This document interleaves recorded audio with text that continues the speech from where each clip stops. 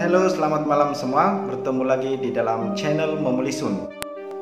Dan malam ini saya akan bercerita tentang satu kisah seram yang saya alami pada tahun 1997, di mana waktu itu saya sedang bersekolah di satu sekolah yang namanya saya rahasiakan. Dan pada waktu itu saya berada di tingkatan 2. Kalau Anda ingin tahu apakah kejadian misteri ataupun seram yang saya alami pada waktu itu, teruskan menonton channel Memulisun sehingga ke akhir menit video ini.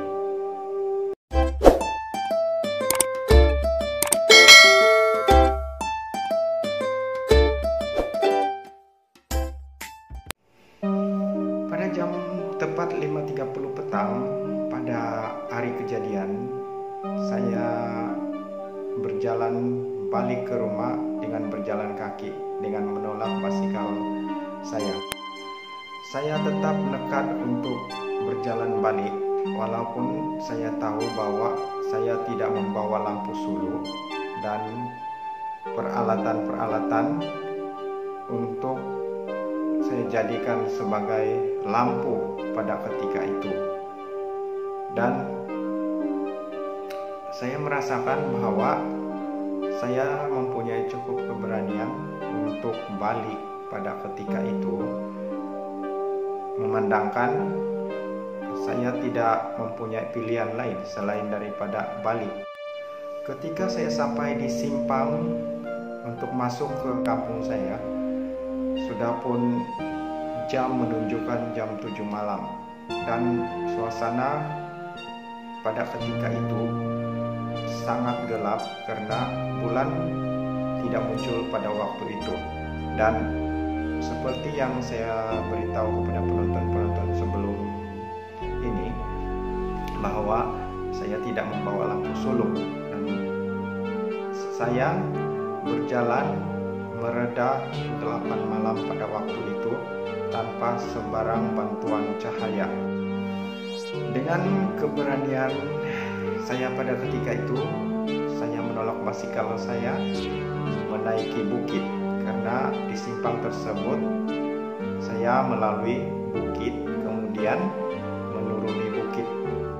Setelah saya mendaki bukit lebih kurang dalam 100 meter, sesampainya di atas bukit saya menaiki basikal saya karena saya boleh meluncurkan basikal tersebut karena tempat tersebut ialah bukit yang menurun. Jadi sekurang-kurangnya saya boleh merehatkan diri daripada penat menolak basikal. Kejadian seram yang saya maksudkan terjadi di waktu menuruni bukit, di mana pada ketika saya menuruni bukit menggunakan basikal yang terputus rantainya itu, tiba-tiba terdengar ada sesuatu yang sedang keluar daripada kebun kelapa sawit di sebelah jalan raya. Untuk pengetahuan penonton-penonton, jalan yang saya lalui sebenarnya ialah sebuah ladang kelapa sawit yang tidak diuruskan, dan hutan di dalam kelapa sawit tersebut sudah tebal. Dengan keadaan yang terkejut, saya memberhentikan basikal saya karena pada pikiran saya, sekiranya orang yang datang daripada kelapa sawit tersebut adalah orang jahat, maka saya kena menggunakan sepenuh tenaga saya ataupun keberanian saya untuk melawan orang tersebut. Sekiranya bunyi ataupun orang yang keluar daripada kelapa sawit tersebut bukanlah orang jahat, saya ingin tahu siapakah orang tersebut. Dalam samar-samar kegelapan malam pada ketika itu, saya coba memperhatikan sosok lembaga yang datang daripada arah kelapa sawit di tepi jalan raya di mana saya melalui menggunakan basikal. Dalam kegelapan malam itu saya nampak, walaupun tidak berapa jelas, saya nampak seorang nenek yang sedang berjalan menuju ke jalan besar di mana tempat saya lalu menggunakan basikal. Nenek tersebut dengan perlahan-lahan berjalan menuju ke tempat saya, dan saya pada ketika itu pertama sekali merasakan tertanya-tanya, mengapa seorang nenek yang begitu uzur, karena pada penglihatan saya pada waktu itu saya boleh melihat keadaan nenek tersebut yang berjalan membongkok dan mempunyai rambut yang panjang, walaupun pada ketika itu malam sangat gelap dan tidak ada cahaya bulan. Pada ketika itu perasaan takut saya mulai hilang. Bukan karena pada ketika itu saya sudah mulai berani, tetapi saya sudah dapat memastikan siapakah sosok orang yang datang daripada ladang kelapa sawit tersebut. Jadi nenek itu menghampiri saya dengan bertanya, di manakah tujuan saya? Saya berkata kepada nenek tersebut bahwa saya daripada sekolah dan rantai basikal saya putus. Jadi saya berjalan balik dengan menolak basikal. Di situ perasaan takut saya itu mulai hilang karena saya merasakan bahwa nenek itu adalah manusia. Kenapa? Sebab nenek itu boleh berbicara dengan saya, dan pada ketika itu nenek itu juga boleh berjalan, dan saya boleh melihat rambutnya dan sosok tubuhnya sahaja, dan mukanya saya tidak boleh lihat karena pada ketika itu gelap malam tidak mengizinkan saya untuk melihat rupa nenek tersebut.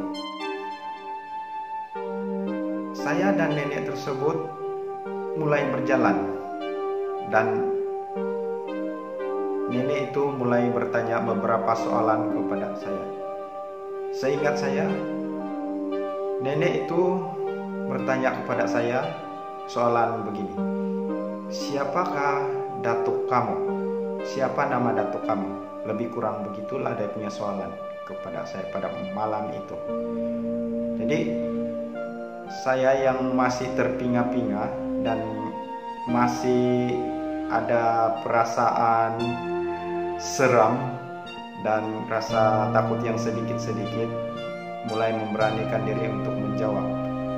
Saya mengatakan kepada dia bahwa datuk saya namanya ialah begini.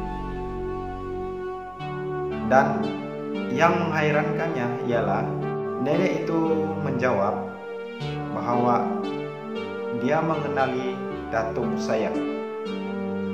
Dia mengatakan bahwa nama yang saya sebut tadi adalah dia kenal siapa orangnya. Saya mulai tertanya-tanya dalam diri saya sendiri, siapakah orang itu? Disebabkan saya juga tidak kenal orang itu, dan orang itu juga tidak kenal saya. Lagipun ada beberapa persoalan yang bermain di pikiran saya pada ketika itu.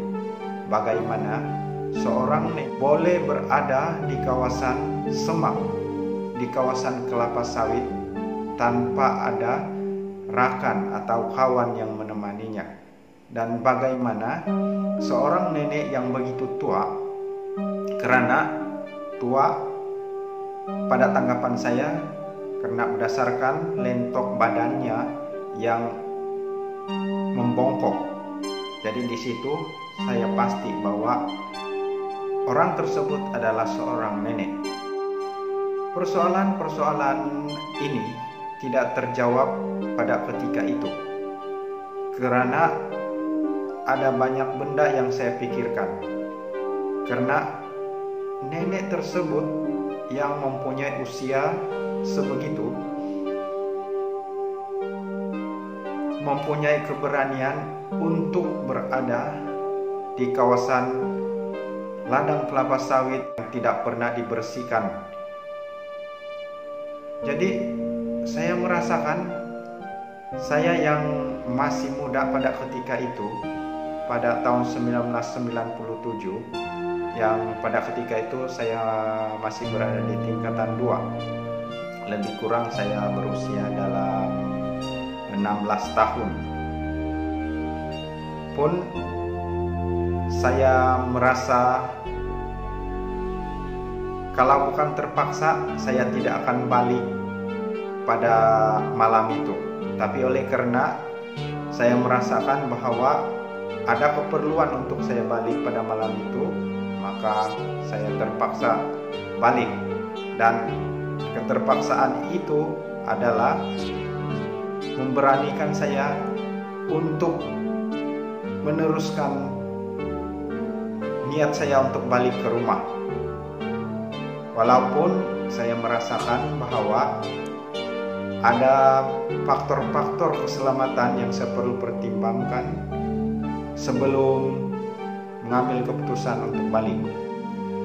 Saya dan nenek itu berjalan seiringan pada malam itu.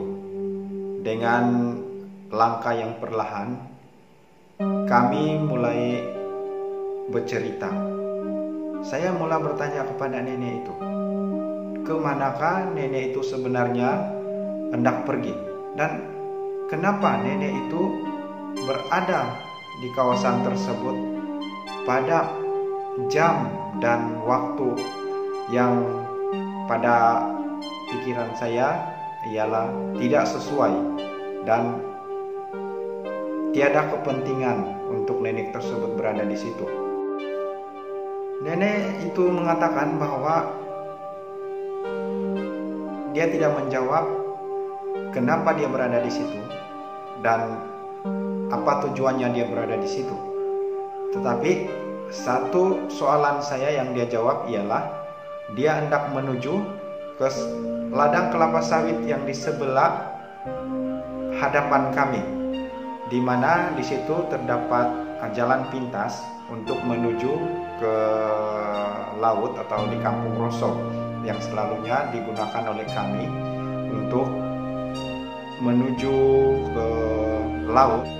Setelah berjalan lebih kurang dalam 50 meter bersama nenek tersebut, nenek itu pun mengucapkan selamat tinggal, di mana dia mengatakan bahwa dia harus pergi untuk berjalan ke simpang, di mana simpang menuju ke Roso yang saya maksudkan sebentar tadi. Tanpa banyak bertanya dan tanpa banyak soal, saya menjawab nenek tersebut bahwa iya, kalau kamu jalan ke situ, saya akan jalan ke sini. Ke sini maksudnya saya akan jalan ke laluan saya sendiri menuju ke rumah saya. Karena nenek tersebut sudah berjalan atau menyimpang ke lorong, di mana lorong tersebut menuju ke dalam pokok-pokok kelapa sawit yang sudah tinggi. Karena usia kelapa sawit ini sebenarnya sudah berusia dalam umur 30 tahun. Dan keadaan suasana di dalam pokok kelapa sawit tersebut jarang dibersihkan. Saya meninggalkan nenek tersebut dengan pelbagai persoalan yang berada di dalam pikiran saya pada ketika itu. Saya masih tertanya-tanya siapakah nenek tersebut, karena nenek tersebut terlalu berani untuk berada di kawasan ladang kelapa sawit yang sudah terbiar dan jarang dibersihkan oleh pemilik kelapa sawit tersebut. Dan bagaimana seorang nenek yang begitu sudah tua berani untuk masuk semula ke dalam hutan pokok kelapa sawit setelah ia berjalan bersama-sama saya selama sejauh 50 meter. Dan ketika saya berjalan, selepas saya meninggalkan nenek tersebut, saya mulai merasa agak takut dan merasa bulu roma saya pada ketika itu terasa meremang karena memikirkan bagaimana nenek yang sudah begitu tua tiba-tiba muncul dari hutan pokok kelapa sawit. Saya mempercepatkan langkah saya untuk berjalan karena untuk pengetahuan penonton-penonton, jalan yang saya lalui tersebut ialah jalan gravel yang dimana di tepi jalan tersebut tidak ada rumah daripada orang di sekitar tempat tersebut. Jadi bayangkan betapa sunyinya kawasan tersebut, dan sekiranya terjadi apa-apa perkara atau kejadian, maka tidak ada sesiapa yang akan menolong. Jadi pada malam itu saya agak bernasib baik karena selain daripada tidak ada apa-apa bahaya ataupun kejadian yang tidak diingini terjadi kepada saya, suasana di jalan ini agak sunyi dan banyak bunyi-bunyi daripada burung, terutama burung hantu yang kerap berbunyi dan menjadikan suasana di tempat itu memang agak menyeramkan. Dan ditambah lagi di tempat laluan, sepanjang laluan saya itu ada beberapa kubur. Setelah berjalan dalam lebih kurang 20 menit ataupun 30 menit selepas kejadian saya terserempak dengan nenek tersebut, syukur saya sampai di rumah dengan tiada kejadian yang tidak diingini yang terjadi kepada saya. Dan cerita ini sebenarnya saya tidak ceritakan kepada ibu bapak saya pada ketika itu karena saya merasakan bahwa kejadian yang luar biasa itu adalah mungkin adalah nenek yang tersesat, yang tidak tahu kemana arah tujuannya, ataupun mungkin nenek itu sudah biasa di tempat tersebut, maka tidak mengherankan kenapa dia berada di situ. Jadi itu kesimpulan yang saya ambil karena memandangkan di tempat kami sebenarnya ada ramai orang yang berani berjalan pada waktu malam. Tetapi saya tetap mempunyai persoalan yang sehingga ke hari ini tidak dijawab, yaitu siapakah nenek tersebut? Adakah nenek itu adalah seorang manusia ataupun makhluk halus yang menyamar sebagai manusia yang coba menguji saya pada ketika itu? Ataupun adakah nenek tua yang saya nampak pada malam itu adalah salah satu makhluk yang selalu mengganggu pejalan-pejalan kaki yang melalui jalan tersebut? Karena saya pernah mendengar daripada mulut penduduk kampung di situ, yang mana penduduk-penduduk ini ataupun orang-orang ini adalah ahli keluarga saya sendiri maupun orang lain yang pernah melalui tempat tersebut. Mereka mengatakan bahwa tempat tersebut adalah tempat yang agak keras dan selalu terjadi kejadian-kejadian seperti mereka dapat melihat orang, tapi orang itu tidak bercakap. Dan kadang-kadang kita menaiki kendaraan seperti motor itu tidak akan mampu menaiki bukit walaupun kita sudah memasukkan gear 1, walaupun pada ketika itu kita tidak mempunyai penumpang. Dan mereka mengatakan kejadian yang sebegitu terjadi disebabkan ada makhluk atau hantu yang sedang memegang motor tersebut, sehingga kan motor itu tidak mampu untuk mendaki bukit. Jadi cerita-cerita sebegini mengingatkan kepada saya pada malam di mana saya terserempak nenek tersebut. Ada kemungkinan atau beratus kemungkinan bahwa itu adalah makhluk halus yang coba mengganggu saya adalah sangat tinggi. Karena kalau saya memikirkan semula kejadian tersebut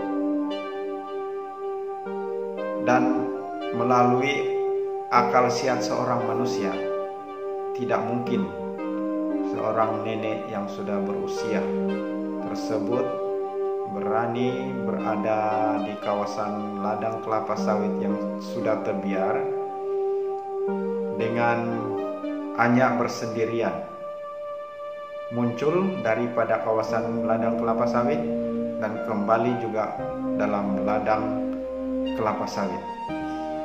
Coba Anda bayangkan, kalau Anda sendiri, apakah nenek tersebut? Adakah nenek itu seorang manusia ataupun memang nenek tersebut adalah makhluk halus yang menyamar sebagai perempuan atau nenek tua yang coba untuk menakut-nakutkan saya ataupun ingin membuat sesuatu yang tidak baik kepada saya. Saya juga bersyukur karena pada saat itu saya rasa Tuhan masih tidak mengizinkan makhluk tersebut untuk mengapa-apakan saya. Itu saja perkongsian cerita seram saya pada malam ini. Sehingga kita bertemu lagi di cerita seram yang akan datang, karena cerita seram ini akan bersambung pada video yang akan datang. Jadi kepada penonton-penonton di luar, sekiranya Anda berminat dan rasa bahwa video ini sangat menarik dan agak menyeramkan bagi Anda, sila teruskan menyokong channel Momulisun dengan subscribe, komen, dan like.